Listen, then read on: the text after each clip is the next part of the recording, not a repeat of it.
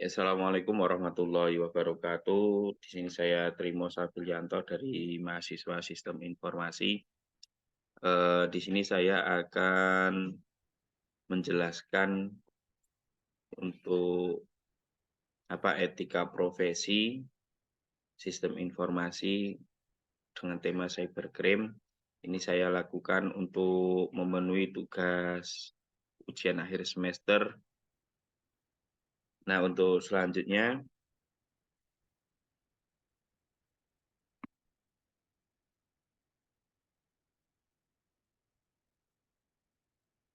cybercrime. Nah, kami di sini akan membahas mengenai cybercrime yang sering terjadi di kalangan masyarakat kita di Indonesia.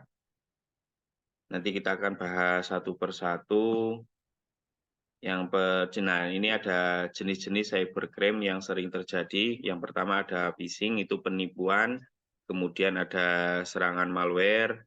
Kemudian yang ketiga ada DDoS. Ini yang sering terjadi di kalangan masyarakat kita. Supaya ini saya presentasi ini juga sekaligus untuk memberikan edukasi kepada masyarakat untuk lebih berhati-hati apalagi dengan berkembangnya teknologi zaman sekarang. Phishing itu apa sih sebetulnya? Nah, di sini untuk phishing itu adalah penjahat cyber mencoba untuk memperoleh sebuah informasi yang sensitif atau informasi pribadi kita, mungkin dari ponsel atau mungkin dari laptop.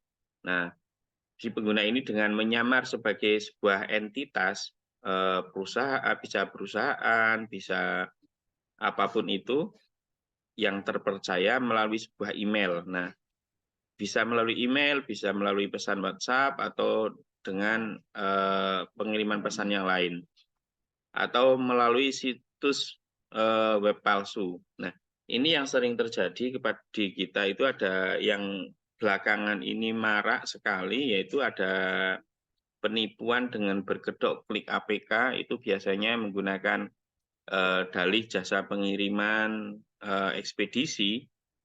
Contoh misalkan ada kiriman, terus kemudian suruh klik APK, kemudian nanti handphone kita diretas, semuanya data-datanya diambil.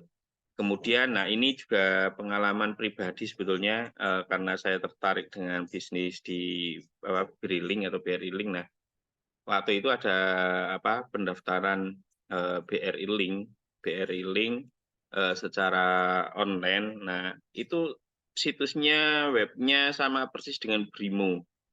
Kemudian saya coba-coba daftar, ternyata begitu saya sudah daftar, saya sudah login, sudah tidak bisa masuk lagi. Ternyata itu di situ terjadi phishing, sehingga untungnya saldonya nggak ada saldonya di rekening BRI-nya, karena memang rekening itu hanya untuk transaksi aja, untuk lewat saja, sehingga memang tidak ada saldo yang besar di situ. Nah, setelah ketahuan ternyata itu sudah terkena phishing, kemudian saya ganti username, ganti password. Nah, sekarang juga yang sedang marak adalah berkedok penipuan dengan klik undangan. Nah, sekarang kan dari saat pandemi itu banyak sekali undangan-undangan online, yaitu pernikahan, sunatan, maupun ulang tahun. Sehingga banyak sekali sekarang yang memanfaatkan itu untuk melakukan phishing terhadap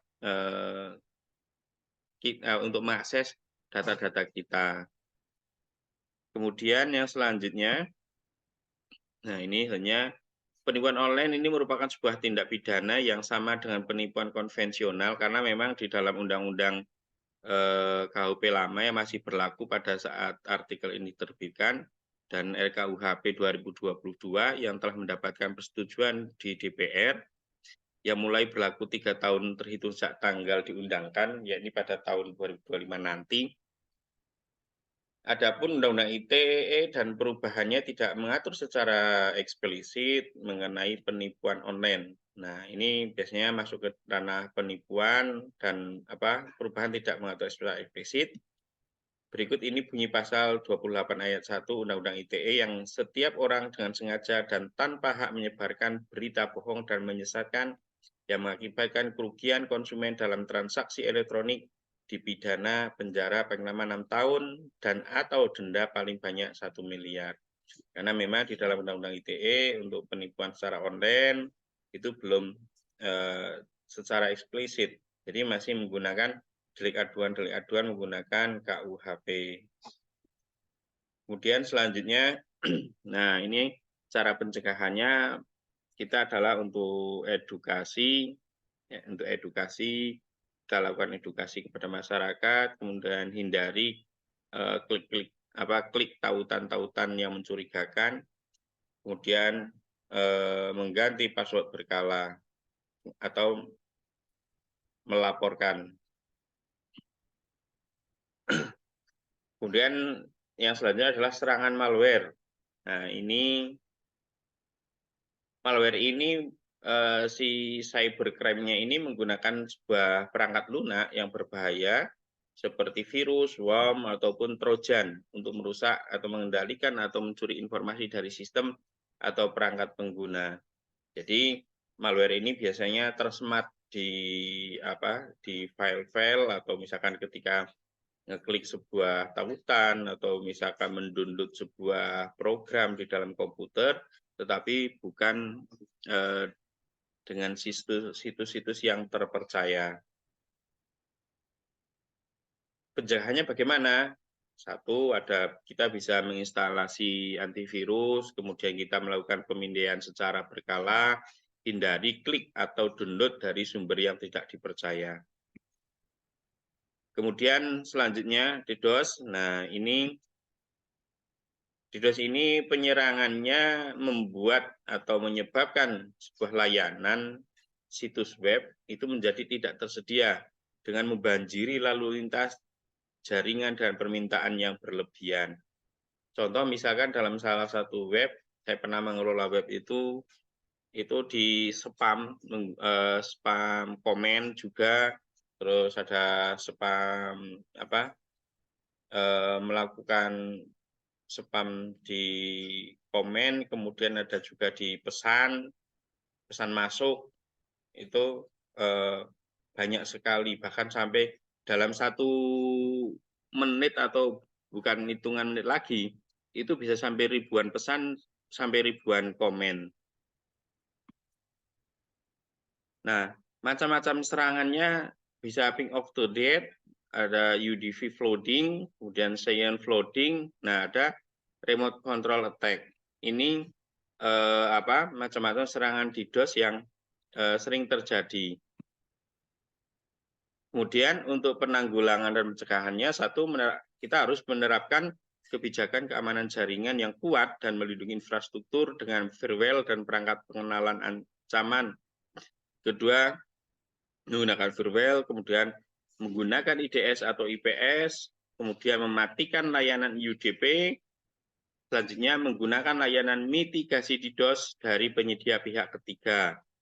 Yang terakhir, itu melacak dan memblokir lalu lintas dari sumber yang mencurigakan atau berpotensi serangan DDoS.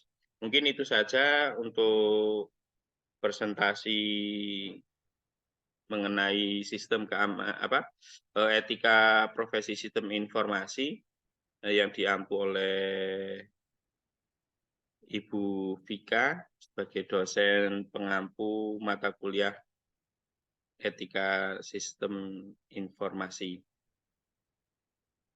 Demikian, terima kasih. Assalamualaikum warahmatullahi wabarakatuh.